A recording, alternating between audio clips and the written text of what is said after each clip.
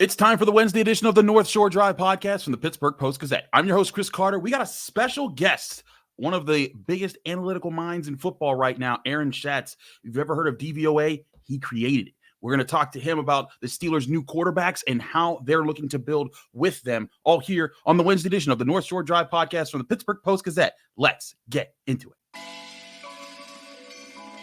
You are now listening to the North Shore Drive podcast, a show on all things Pittsburgh sports from the writers of the Pittsburgh Post-Gazette, hosted by Christopher Carter.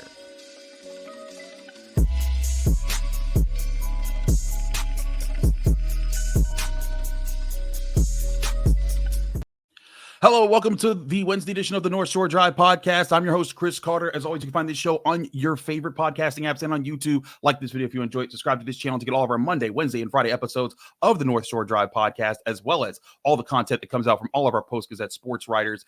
And as always, this show is brought to you by Mike's Beer Bar, the best bar in all of Pittsburgh. When you go to Mike's Beer Bar, it's right across the street from PNC Park in the North Shore. Just go there. They have over 500 different available beers. 300 of those beers are from the local Pittsburgh area, and 80 of those local beers are available on tap. More on them later. As I said before, we're joined by Aaron Schatz. He is the chief analytics officer of FTN Fantasy. He's also the creator of DVOA. You've seen on ESPN.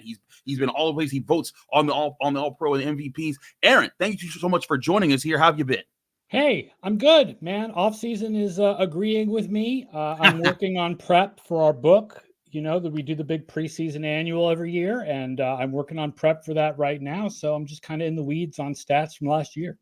Awesome. We always appreciate analytical minds to the game of football and how that impacts our view as far as what's going to happen and trying to see what's going to happen next year. And one of the biggest questions that I imagine you're tackling right now and that everyone's trying to tackle right now is, what the heck is the Steelers offense going to look like with their new quarterbacks? Out are Kenny Pickett, Mason Rudolph, Mitch Trubisky, everything what we understood about the Steelers offense is gone. Now you have a Russell Wilson and a Justin Fields. Aaron, I want to talk about the quarterbacks to lead off the show, but I got to start with Russell Wilson. There are many who claim he's washed, he's finished, he's done, stick a fork in him. But there's some fans who are like, wait a minute, he threw 26 touchdowns last year. That's like double what all of our quarterbacks threw last year. Do you see a future with the Steelers having any competitive success with Russell Wilson being their starting quarterback? He's not washed. He's just meh. He hasn't been terrible. Last year, 2 years ago, he was pretty bad. Last year, he was not terrible. We had him 22nd in total value, passing value.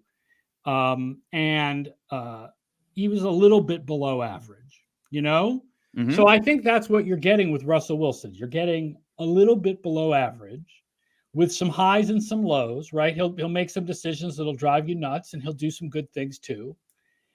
And I think if the defense plays as well as the Steelers defense can play, then this team can make the playoffs with that. Mm-hmm. If you're fine with losing in the first round. Hey, that's not only what they've been doing for the last 7 years. Right. But to your point, I think that's where some people are maybe a little bit more hopeful in Pittsburgh. It's like, look, he may be below average, but have you seen the below average the Steelers have had with the way Kenny Pickett played? My numbers thought Pickett was a lot better than people thought he was because he played such a hard schedule of defenses. He played a much harder schedule of opposing defenses than Rudolph did in his short time. Now, Rudolph was better than him, right? But, small sample size. You couldn't really depend on that for the future. Yeah. But I don't think Pickett's quite as bad as people think he is. That's a judgment on his on-field. That's not a judgment on his off-field character because obviously – there's some stories about why Pittsburgh traded him and didn't let him be the backup this year. But he did play a very hard schedule of defenses last year. So the Steelers' offense in general was a little bit better once you adjust for the defenses they played, a little bit better than people thought it was. And then probably will be about the same this year with Russell Wilson, which means, again, it's all going to lie on the shoulders of the defense. If the defense is top 5, top 6 defense, this team can sneak into the playoffs with a wild card spot, but they're in the toughest division in the game. And I don't see Wilson suddenly getting back his fastball and being the player that he was 3 and 4 years ago. That's really unlikely. I agree. To expect him to be the guy who was, winning, in Pro Bowls a lot, I think those are gone. I think what the Steelers are hoping for, at least in my opinion, is a heady quarterback who can make smart decisions and take the occasional like shots at the right time to move the football. And to your point about Kenny Pickett, I felt like there were times where Kenny Pickett, was struggling. There were times that he needed to be better, but you also, even beyond the defensive part, everyone acknowledged that the offensive system with Matt Canada wasn't working. And it was the first game without Matt Canada. The offense finally got over 400 yards, and then Kenny Pickett got hurt, and then Mason Rudolph started the rest of the season. Well, Mitch Trubisky and then Mason Rudolph. Yeah. But to your point, that was there. But the other quarterback that everyone's talking about because of his potential, because of what he didn't realize in Chicago, is Justin Fields. Do you think that Justin Fields is this untapped resource of talent that could be molded into a franchise quarterback, or is this kind of another meh quarterback, just a lot younger? Worse than meh, honestly. I mean, with the potential, right? Yeah. I mean, could we all be wrong about him? Maybe. Is it likely that we're all wrong about him? No. Justin Fields is bad. I don't want to say that Justin Fields is bad because Justin Fields is fun. Mm-hmm. And Justin Fields is exciting. And the highlights are exciting. And the running plays are exciting. And the deep bombs are exciting. And you don't want to pay attention to all the other plays in between where he's not good and all the sacks he takes and all the pressure he makes for himself and all the incompletions. And the fact is, 3 years, he has come out as a below replacement level quarterback in our numbers. So worse than an average backup. Okay.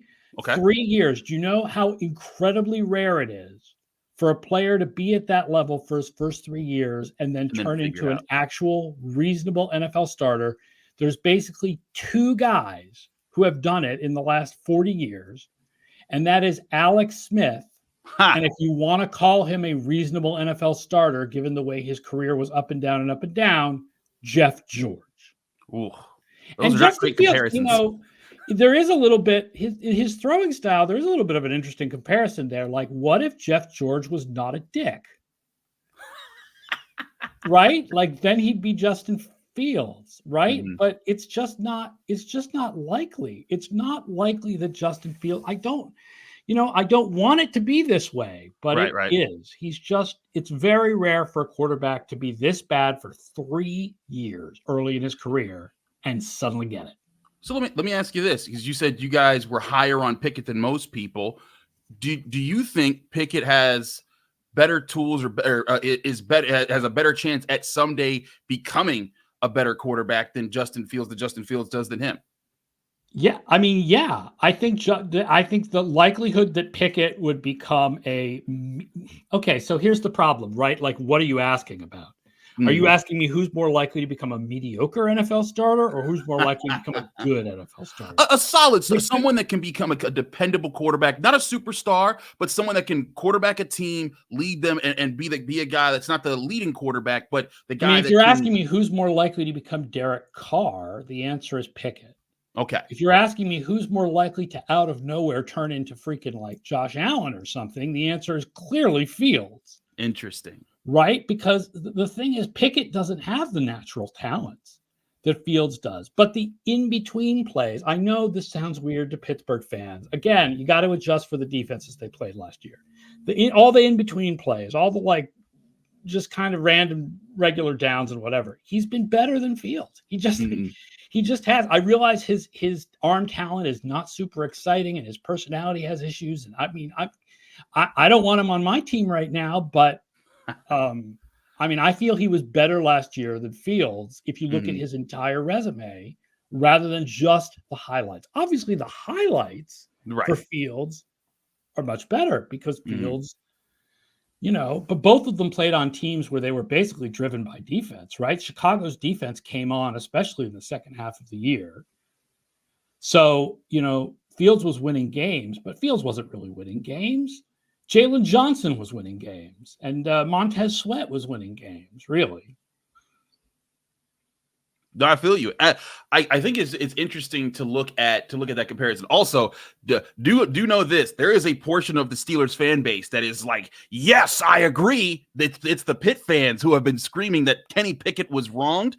There is a portion of the Steelers fan base that a lot of the people that are big fans of Pitt alma maters, that's their alma mater. They've been saying like, hey, Kenny Pickett could have been the guy if he was given a chance. But there's also the portion of the Steelers fan base that says, listen, you had to move on from that. I'm more on – I mean, I'm defending him, but I am kind of on the have to move on. He's you know, he's just certain things are limited, and he just didn't get past those limitations. And I understand moving on to something else. Absolutely. I want to talk more about the Steelers with Aaron Schatz. He is the NFL analyst, the chief analytics officer of FTN Fantasy. We'll do that more here in a sec on the North Shore Drive podcast. But first, we'll remind you, the show is sponsored by Mike's Beer Bar, the best bar in all of Pittsburgh. When you go to Mike's Beer Bar, they have over 500 different available beers. 300 of those beers are from the Western Pennsylvania area, and 80 of those local beers are available on tap. And they're always switching new ones in and out, whether you like stouts, IPAs, West Coast IPAs, whether you like lagers, whether you like Hefeweizens. They have every option you can imagine, even fruit sours that'll blow your mind. They also have over 20 televisions, so you can catch whatever sporting events you want. They're great for before, during, and after Pirates games. And they have amazing food like their steak on a stone, where you choose your choice cut of steak. It's brought to you on a heated stone. Every piece that you cut off, you press into the stone, and you choose hell well done. You want every single bite. Go to Mike's Beer Bar today, the best bar in all of Pittsburgh. When you get there, tell them Chris sent you.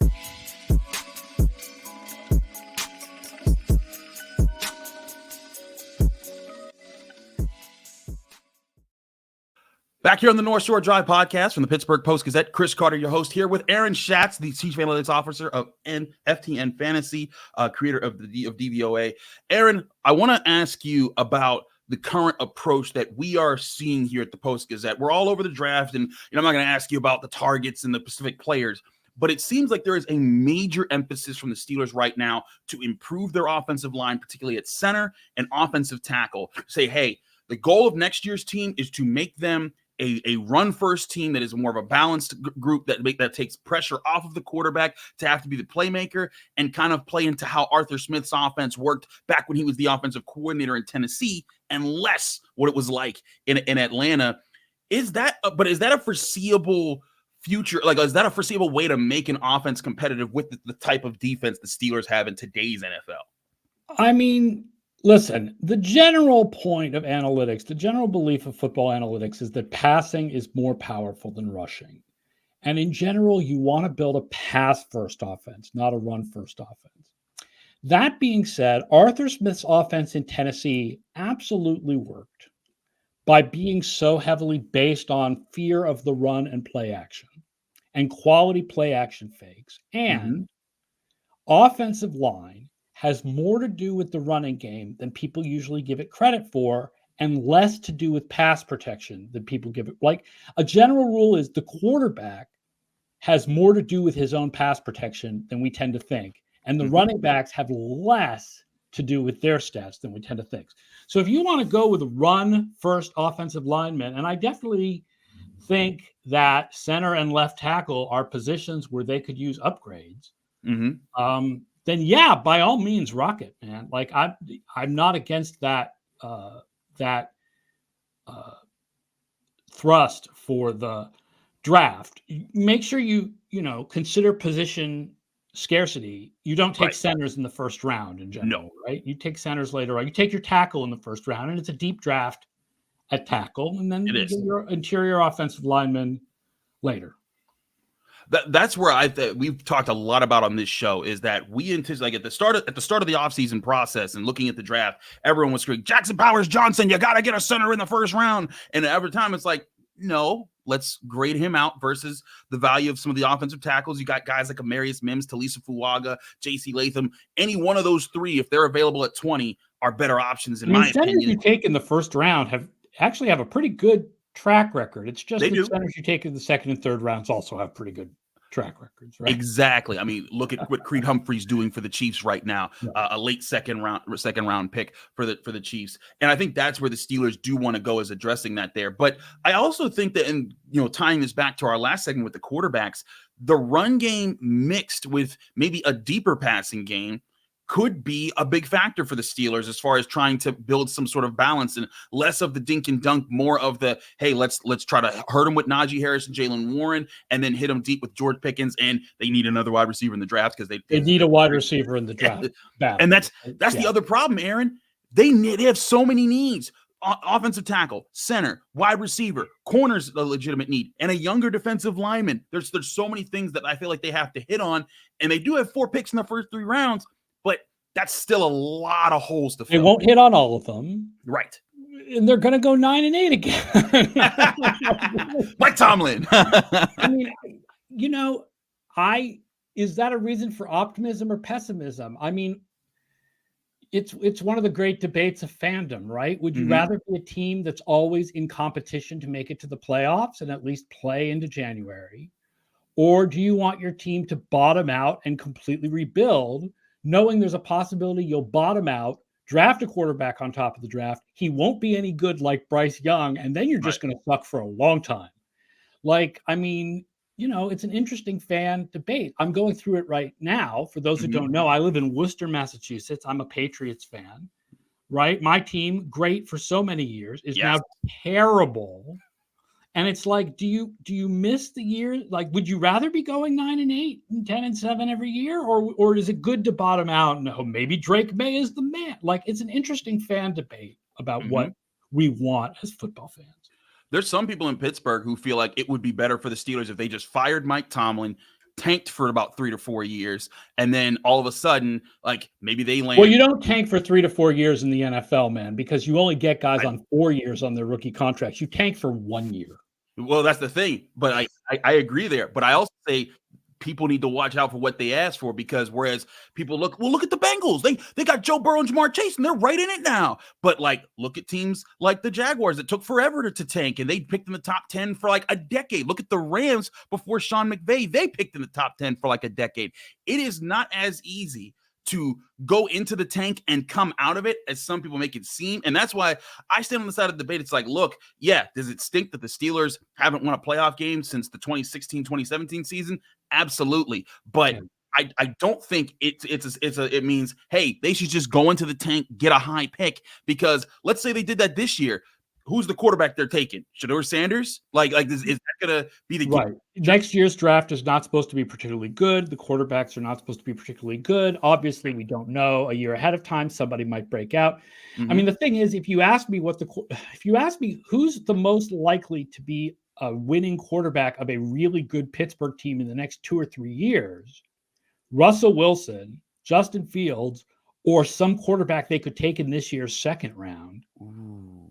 The answer is some quarterback they could take in this year's second round. Fields has potential, and they bought that potential for what, a 6th? Yeah. Like, it didn't cost them anything. Nothing. A 6th next year, by the way. Penix, I would rather have Penix or Nix right now. Okay. Interesting. Than Fields. But I like Penix. I loved him in Indiana. I loved him in Washington. I thought he was a very talented guy. I have very big injury hesitations because of and both Nix and Penix are overaged. Right. They played 6 years of college ball. So by the time you get to their last season, they're whipping up on kids that are 3 and 4 years younger than them. Kenny Pickett. But as far as potential, I feel like they have more potential than either Fields has at this point after 3 years, or Wilson has to rebound at his age.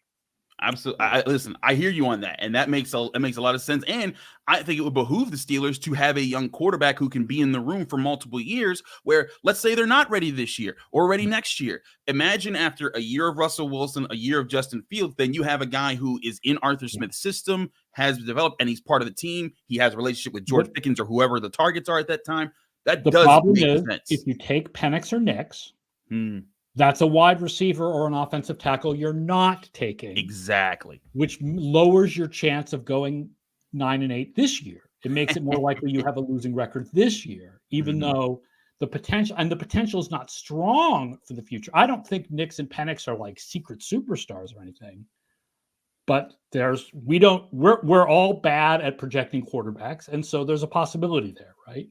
Right. But the quarterback is the classic case. You hit one time, you're good for a decade plus. And that's where everyone's trying to get in on that. I want to talk some defense with Aaron, especially with the Steelers defense and some of the moves that they've made and what the moves they could make moving forward. We'll do that on the other side here on the North Shore Drive podcast from the Pittsburgh Post-Gazette. We'll be right back.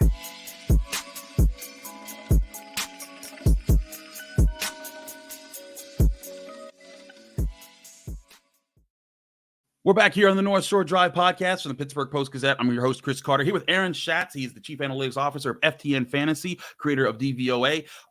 Aaron, we talked all offense. I got to talk defense with you a little bit here. Everyone knows about TJ Watt and Alex Highsmith and them being just a prolific edge rushing duo. But this defense added Patrick Queen to the middle of it. You know, the Ravens' number 2 linebacker there. Is this a defense that you think still can? They finished 6th in overall in points allowed. I don't know what I forget. They were 6th in DVOA also. Yep. Well, is this still a defense that you see as a top 10 unit this year, or are they starting to age out of that with guys like Cam Hayward and Larry Ogunjobi kind of getting on the back end of their careers? Defense is harder to predict and less consistent from year to year than offense. But will I predict Pittsburgh to be a top 10 defense? Yes. Look, here's the thing about Queen. Which Queen are you getting? Are you getting last year's Queen, or are you getting the guy from before that? Because the guy before that was a lot of over pursuing and missing tackles and not great in coverage.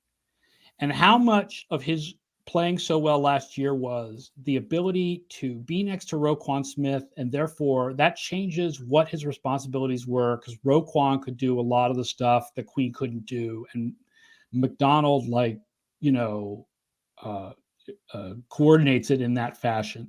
So I don't know. I'm not as excited by the Queen addition, I think, as Pittsburgh fans probably are in general. And in general, also off-ball linebackers in free agency, they just do not have a tendency to move the needle. Roquan Smith, the Roquan Smith trade is really big.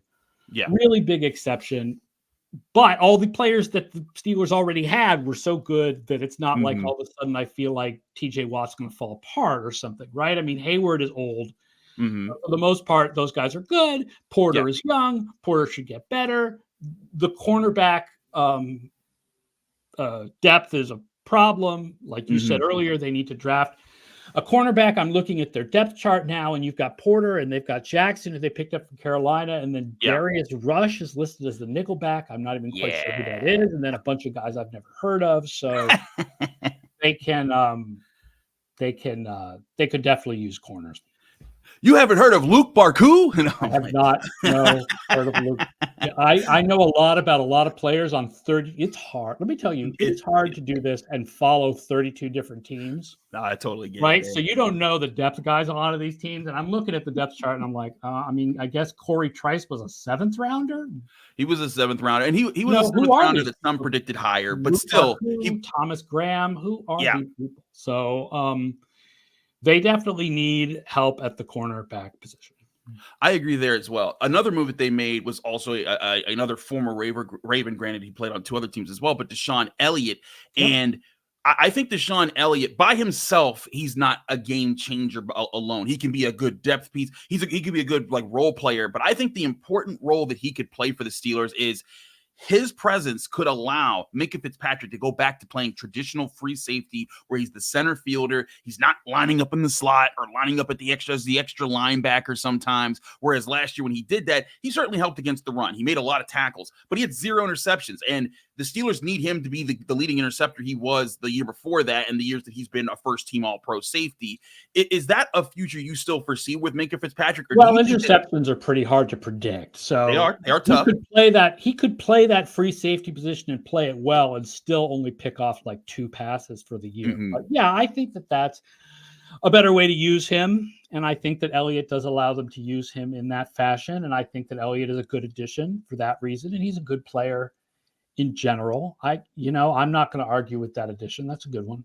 Yeah, that's where I think that there's interesting depth there. But I'm with you. The Steelers need a cornerback, particularly a slot cornerback. And they could use another outside guy, absolutely. If Quinion Mitchell falls to them at 20, that's tough to pass up. It'd be awesome to have that kind of value at that position, and you'd have 2 really good, projected corners on the outside. But guys like Mike Sanders out of Michigan, if they could get a person like that can add into the slot, be aggressive, and again, free up guys like Minkah Fitzpatrick from having to come down in the box as much, I think that it's those type of things this defense is missing to flow in the middle of the field and help kind of connect the elite defensive front with the safety behind them that wants to make big plays. And even though nickel corner is a starter in the modern NFL, you still can often find the good nickel corners in like the 3rd and 4th round. Sometimes they do go in the 1st at this point, but a lot of them still go in like the 3rd or 4th. So you could take the tackle in the 1st and the receiver in the 2nd that you want for the offense, and still go like with some kind of a slot corner in the 3rd and feel like you're getting some good value there. That's where I think the Steelers, if they don't go outside corner early, I can see them doing it late with a guy like Cam Hart from Notre Dame, but I could also see them going slot in those middle rounds, because if they can get a guy like that, it's another role, like maybe a Tyke Smith out of Georgia. Though he's a safety, he played a lot of slot for the Bulldogs. I could certainly see that being an asset here. Lastly here, Aaron, I want to ask you just your impression. I know your analytics, but part of the 9-8 conversation, Mike Tomlin, is he a guy that you see as still a leader that you think serves the franchise in the right direction right now? Or is this a situation where, maybe it would serve both him and the franchise to part ways? The Steelers have a down year or two, but bounce back quickly, and maybe he goes somewhere else? Or do you think he's not the problem right now? They're just in a kind of a roster crunch with no quarterback and other things to fill. I honestly thought before last year that the problem for the Patriots was that Bill Belichick was too good a coach to bottom out. And it wasn't true. And I think Mike Tomlin, the same thing. If they do bottom out at some point, I think they have too much talent to bottom out. But if they were to bottom out, I don't think Tomlin, as good as a coach as I think he is.